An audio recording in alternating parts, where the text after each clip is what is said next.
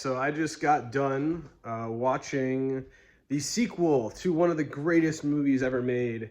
One of the few films that I've talked about that I really don't see any issue with, and I am in agreement on it being one of the best movies ever made, or it just being a fantastic movie. And that is, of course, Jaws. We watched Jaws 2 tonight, me and two of my friends.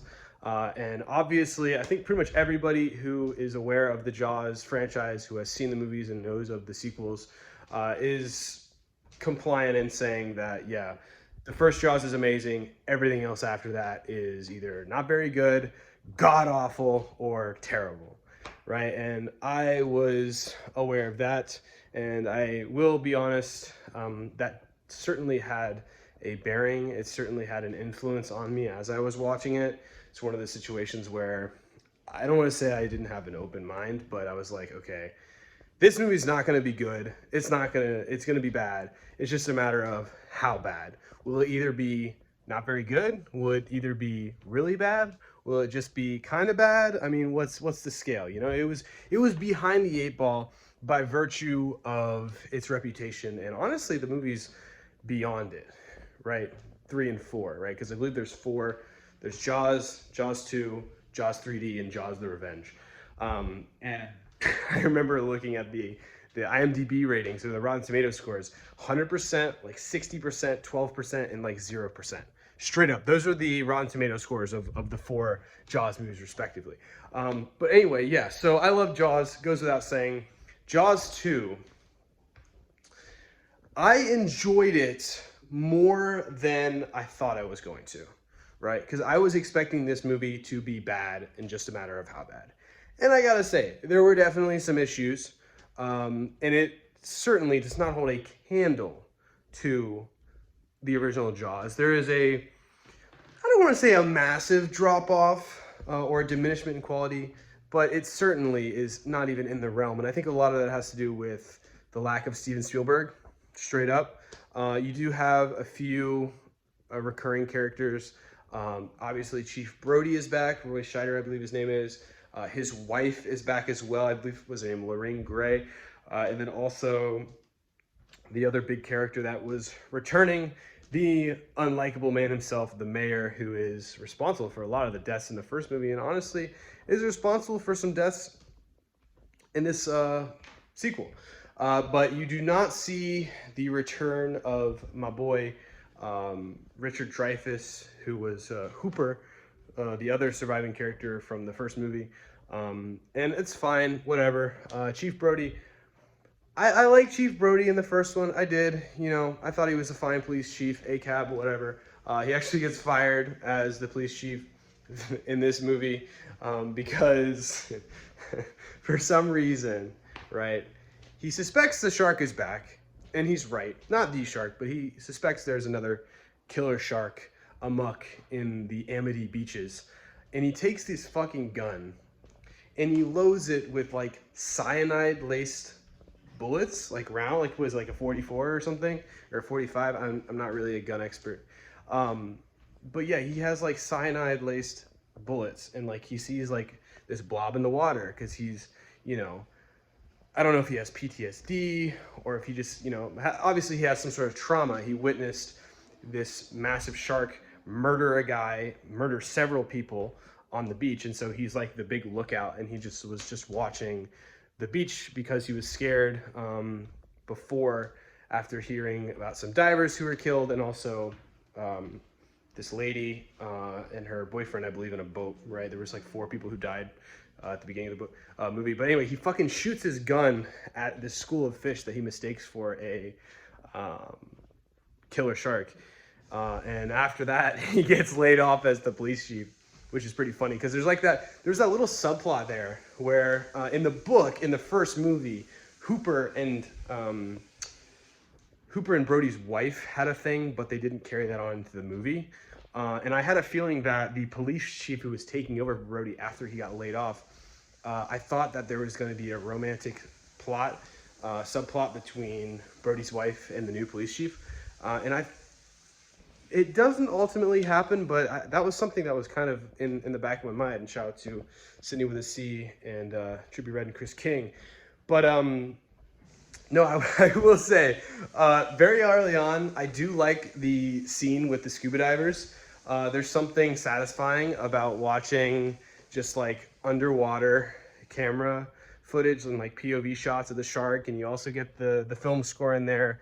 The opening scene I thought was pretty damn good. It seemed to be of similar quality to the original movie. And you know, whenever they're taking the pictures and like the camera flashes like as they're being killed, I thought it was pretty cool. And I thought the sharks and stuff looked good. They used some more stock footage of actual sharks swimming around as opposed to that big stupid animatronic thing that they used a lot later on in the movie during shots to show the shark moving around and stuff. But yeah, no, I have to talk about the absolutely ridiculous scene where the lady and her boyfriend at the beginning are out swimming in the beach. The boyfriend gets killed, and then you have the girl in the boat, and she lights the boat, she coats the boat in oil, shoots the flare gun, and the fucking thing explodes. That was pretty badass. It was kind of ridiculous, kind of crazy, and it was like that moment you were like, yep, this is a sequel. This is a sequel. It's not nearly as serious as the original. It's way more out there than the original. Still in the 70s, right? So it's not quite the 80s slapsticky horror feel, but yeah, from that moment on, I was like, all right, yep, we are in that territory where there's clearly a bit of a diminished quality in my eyes, right? And not that it was completely a bad thing, but from that moment on, the shark had like a burned right side of his face or whatever, right? It had like the Terminator 2 look going. Funny, but yeah, no, the subplot with like the kids and like the boat race and stuff like that, it doesn't really do anything for me, unfortunately. It kind of drags. It's kind of pointless. It does have Keith Gordon in it, which is cool. You know, he played Arnie in Christine, which is a great movie.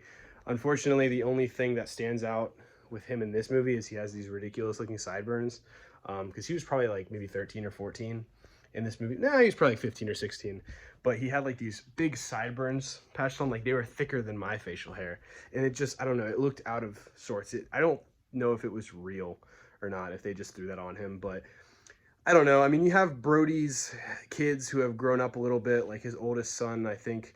We figured out, because there's a scene where they're at a bar. His oldest son was like 13 or 14 in the first movie, and about 4 years has passed, and he's now 18 because in a bar they were drinking alcohol. And we were like, yo, is he really 21? Has that long enough time passed? But we look back, and in 1984 is when the U.S. federally across the entire 50 states administered the drinking age to 21. So I actually learned something watching this movie.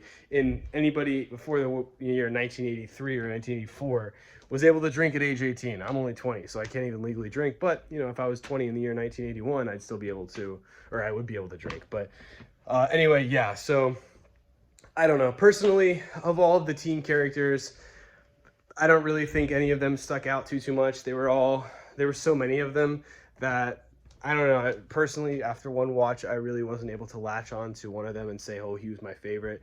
Keith Gordon, just purely by virtue of me recognizing him from another movie, he didn't really give that special performance.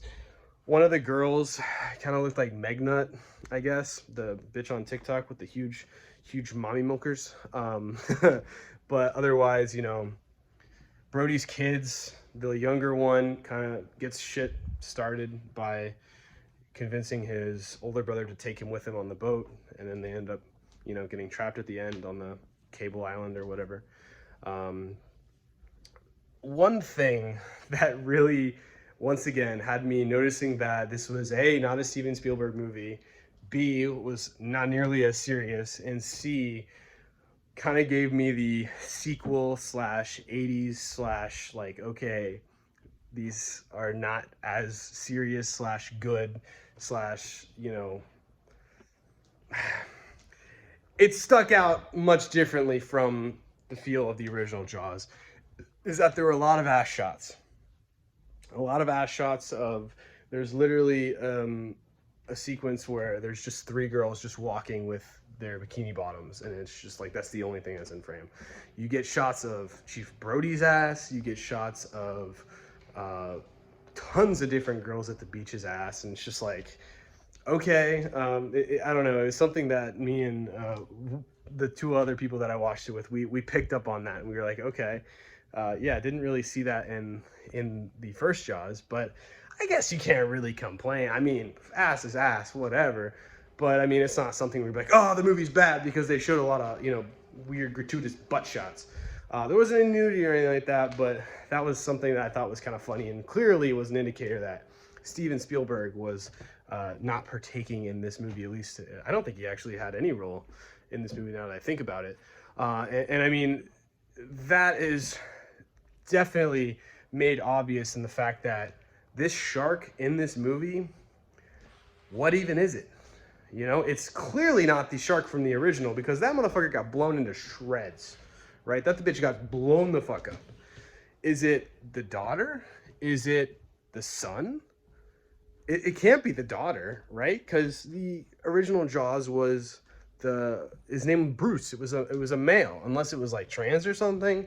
I don't know. They don't really explain it. I guess it's just believed to be another killer shark, which I guess most sharks are carnivores. They kill living things. They feast on flesh and blood. So I don't know. It kind of, I feel like it kind of kills the whole mystique and the whole, special quality that makes Bruce the shark from the original stick out from just a normal, I don't know if it's like a whale shark or whatever. I don't know what the exact breed or species of shark it was, but I don't know. I feel like at that point it can just be any other shark. In the first Jaws, the shark was not just a killing machine. It was actually kind of smart, and it kind of played with its prey, if you will, of the three guys in the boat. And it kind of does a little bit in this movie as well. Not as much. And there are very sporadic attack scenes where, everybody's pretty clustered together throughout this movie, especially towards the end, once all of the people like in the boat competition cluster together, like all the kids and stuff. But like the shark will go out and like attack like this like team of divers or whatever, but it'll only like wound and or like kill like one person, and then he'll like disappear.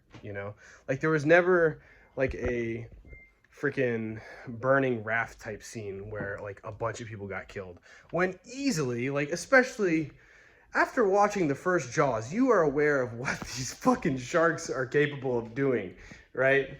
But like there'll be like 3 or 4 people in this boat, and you see the shark around, and it's a tiny ass boat that he could easily just bite into and easily devour everybody on it. But it doesn't. Once again, he just kind of plops up, fucks up somebody's leg, or maybe he'll eat one person and tag him under, and then he'll kind of go away for a little bit, right? Needless to say, I don't like the shark in this one as much as in the original. He's just not nearly as suave and smooth and honestly intimidating as in the first movie. But they definitely show him a lot more often. And, it is still the 70s. The budget for this movie was high. I mean, like, the original Jaws movie was one of the most profited and just highest revenue grossing movies ever, especially at the time. And the sequel made a fuck ton of money, and it had a huge budget. And I think even the third one made a fuck ton of money. Like, the Jaws name in itself was super lucrative. And so they were able to get really good funding for like special effects and the animatronics and stuff. And it's still the late 70s, and it's even more apparent that it does not age well at all. The scene where the shark gets blown up at the beginning it's not so bad. The explosion makes things a little bit more cheesy, but holy fuck. At the end, whenever Brody like electrocutes it with the little electric wire, I don't really know what to call that, what the term is, but one, I think it would electrify all the water around there and probably kill you. And two, the entire town of Amity is not going to have any more power, because those power lines, you know, they lead to the entire freaking island. So yeah, whatever. I think that's hilarious. But yeah, no, the whole scene where it gets like electrocuted and it just, oh, the ending of this movie is kind of a mess. It gets so ridiculous. And like, this movie, it has a 60% on Rotten Tomatoes, and I feel like that's somewhat of a fair score. I think it is nowhere near, even in the same paragraph, even on the same page, I don't even know if it's in the same chapter as the original Jaws. But, you know, it's not that bad. You know, I feel like you had the recurring characters, and I feel like they did a good job. They definitely, if you liked Brody in the original, I think you're going to like him in the sequel. I mean, his wife is kind of an insignificant character.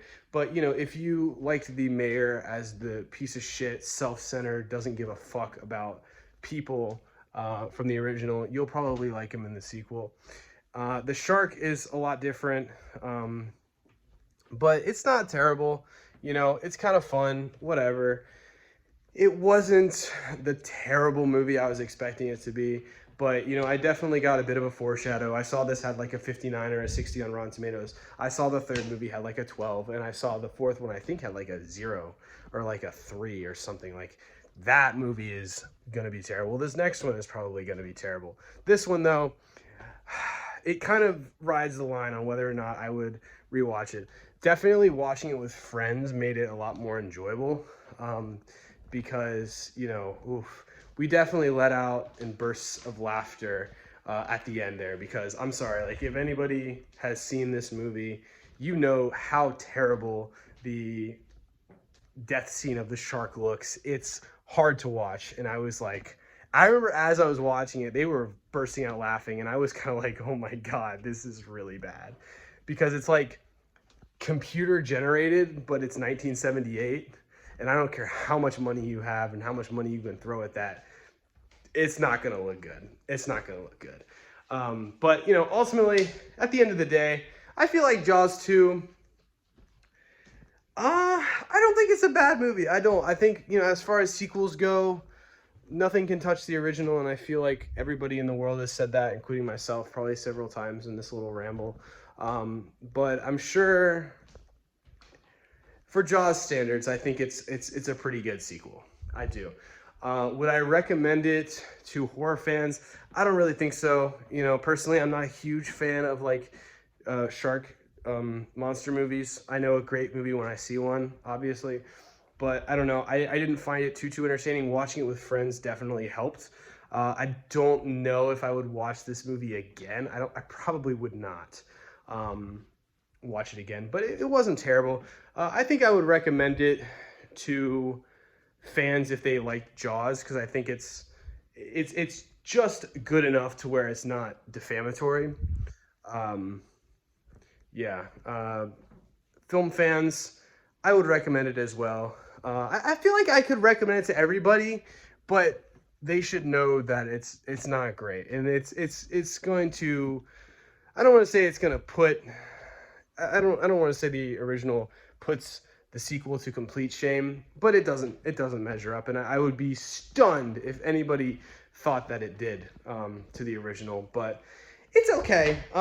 Yeah, I would give it a 2.5. I'm gonna give it a 2.5 out of 5. It's just all right, and I would probably watch it again with friends, or maybe by myself. It is 2 hours long, but it wasn't the hardest 2-hour long movie I think I've sat through. So yeah, I'm interested in watching the third one though, because it's Jaws 3 in 3D from 1983. So the Jaws 2 had some corniness in there, had some slapsticky effects, and I've seen bits and pieces of Jaws 3 in 3D be memed on, and I've seen its 12% Rotten Tomatoes score. So, needless to say, I'm excited, but I'm also nervous because it's probably going to be terrible. But Leprechaun is pretty terrible, and I enjoyed that. So, yeah, 2.5 out of 5. A decent sequel, but it's not all that great. Seeing as how bad the Jaws sequels probably are going to be, it's probably the best one that there is, though.